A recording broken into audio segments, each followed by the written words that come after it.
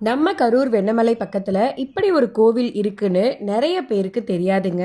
கரூர் பாதரசலிங்கம் கோவில் மிகச்சிறப்பு வாய்ந்த ஆன்மீக தலமாக விளங்குது. இங்கு மூலவர் சிலை பாதரசத்தால் உருவாக்கப்பட்டிருக்கு.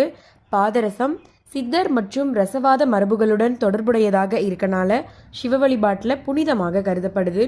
இங்கு மூலவர் சிலை ஸ்ரீ சித்த வேதேஸ்வரர் என்று அழைக்கப்படுறாரு.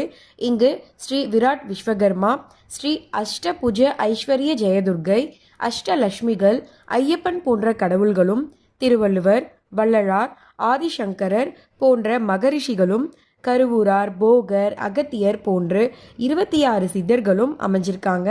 சித்தர்களின் கீழே அமர்ந்து தியானம் பண்ணும்போது மனசு அமைதியாகவும் நீங்களே உணரலாம். ஸ்தல விருட்சமாக வன்னி மற்றும் மந்தாரை மரங்கள் அமைஞ்சிருக்கு.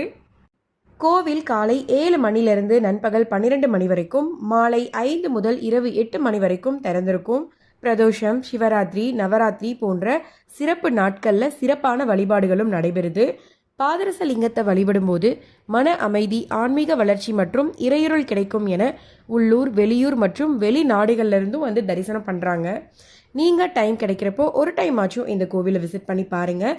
இந்த வீடியோ உங்களுக்கு பிடிச்சிருந்தால் லைக் பண்ணுங்கள். தேங்க்யூ.